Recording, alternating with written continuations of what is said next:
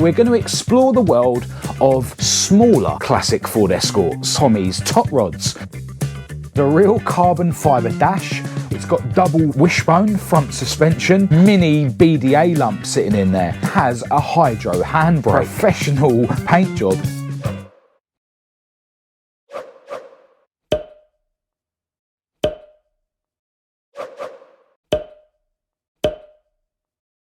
I think it's fair to say that classic Ford Escorts from the 1970s that I'm really into are probably never gonna die, with brand new parts and brand new full cars still being produced today, and with so many youngsters still buying and restoring and modifying these old Fords, the future really is bright for the classic Ford scene.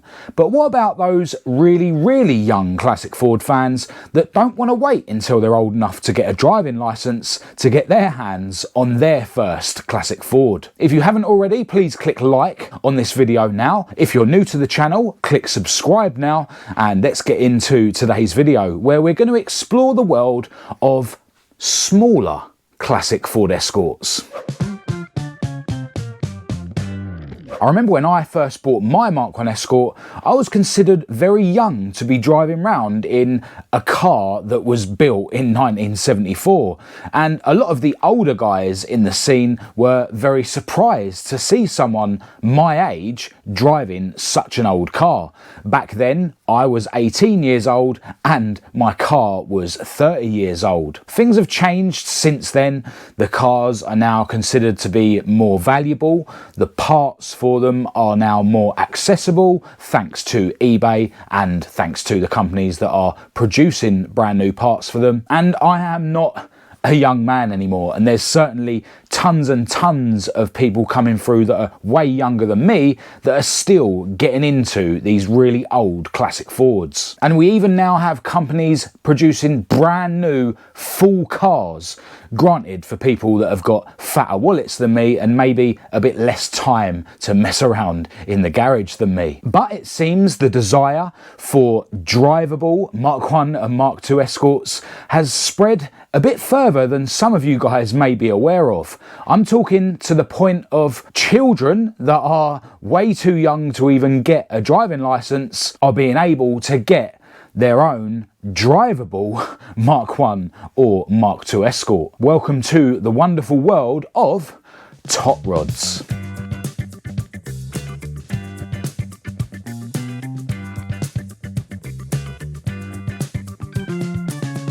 I came across a guy on Facebook called Tommy Furness who owns a company called Tommy's TotRods that produce half-scale Mk1 and Mk2 Escorts for children and for adult children that want to squeeze in and have a go. In around July 2022, Tommy created a half-scale plug of a Mk1 Escort, which he then used to create a mould, which was then used to create his first fiberglass half-scale Mk1 Escort body shell. This shell was then mounted to a modified kids 80cc tube chassis buggy, and voila! The world's first fully drivable petrol-powered half-scale Mk1 Escort was born. And eventually, Tommy repeated the process to produce a half-scale Mk2 Escort as well. And Tommy has now actually turned his passion for these smaller Escorts into a full-time job with the company Tommy's TotRods. Tommy's shells are a shade under 2 meters long and they have a wheelbase of 1.2 meters. These shells can be purchased as bare, unpainted shells for buyers to build into their own car, or they can be purchased as a full turnkey car with a petrol or electric motor. And he's always creating new custom parts for them as well, like proper dashboards and even scale bucket seats. And check out these wheels, rally style mud flaps and half-scale Mk2 Escort rear lights that he's produced. It's all really cool stuff. So let's have a closer look at a couple of Escorts that were fully built by Tommy himself. So this green Mk1 was the first Mk1 that Tommy produced, and it of course has one of Tommy's own bubble-arched Mk1 Escort shells, which has been painted green. And just check out all the Mk1 Escort details, like the quarter bumpers and the badging, but there is so much more to these cars. This car has real glass mirrors which which are adjustable. It has real glass headlights that actually work. It has a custom-made removable exhaust system with a stainless steel tip, and it has functioning brake lights, and there's a remote that can turn the lights on, which also activates the horn, and for safety, the remote can kill the engine in an emergency. This Mk1 has a button-operated actuator for raising and lowering the body. So the shell is kind of on a sort of hinge at the front, which is really cool. The engine in this Mk1 is a 4-stroke 80cc petrol engine with an automatic rev and go transmission, and it has a hydraulic disc brake. Into the interior, this thing has a real carbon fibre dash with a digital GPS speedo, a battery level indicator on the right hand side there, and it has switches to control the headlights, the horn, and the underbody lighting, the colour of which can be changed. All the switches, buttons and gauges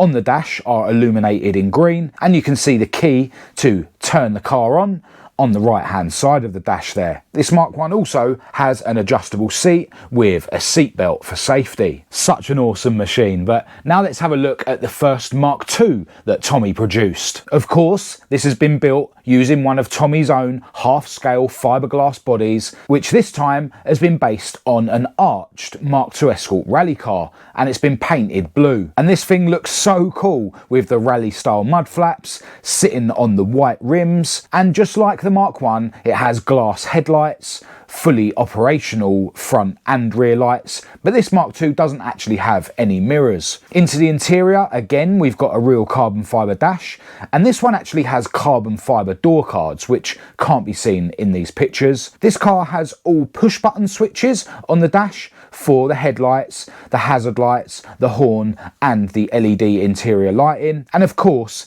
this thing has a seatbelt for safety, as well as an engine cut-off on the remote, which also controls the lights and that sort of thing. If we have a look at the chassis on this one, it looks like it's got double wishbone front suspension and a proper steering rack. How cool is that?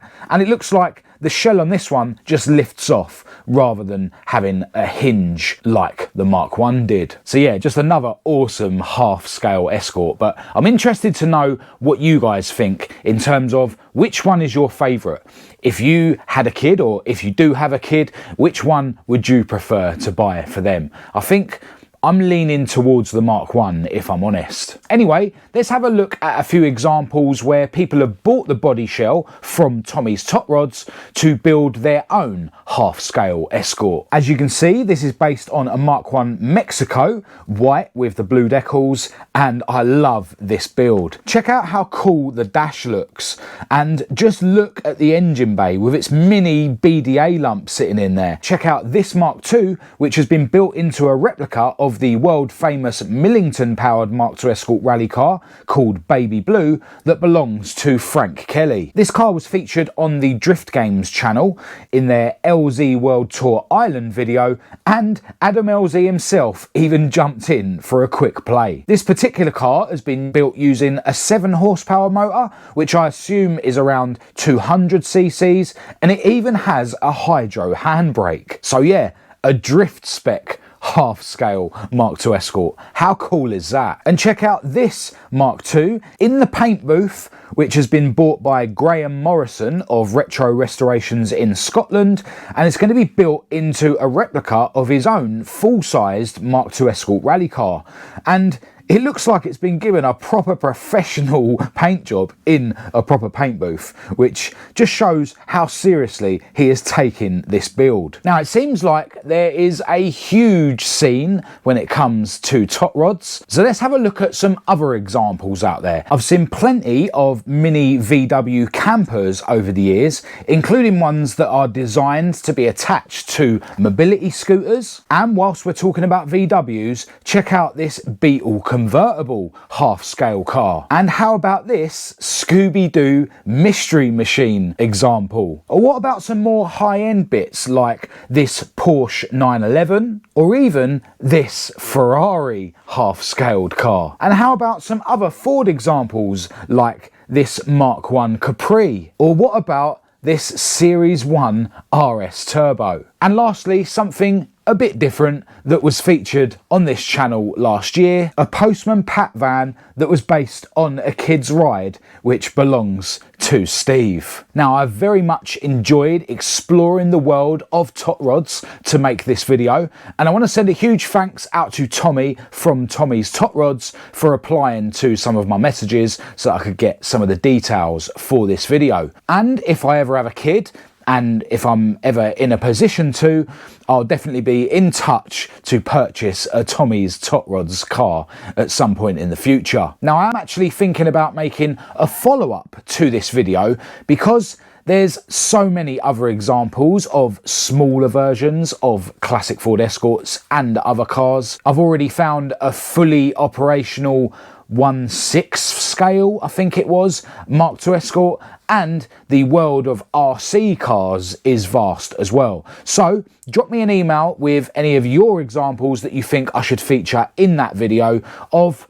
small, cool cars. But until then, massive thanks as always to everyone who's tuned in. If you thought this video was any good, please do give it a thumbs up and a share. If you didn't, feel free to give it a thumbs down. Check the links in the description to follow me on Facebook, TikTok and Instagram. My email address will be down there for anyone who wants to contact me, as well as a link to my own website and the Petrolhead Style website. Huge thanks as always to my patrons for your ongoing support.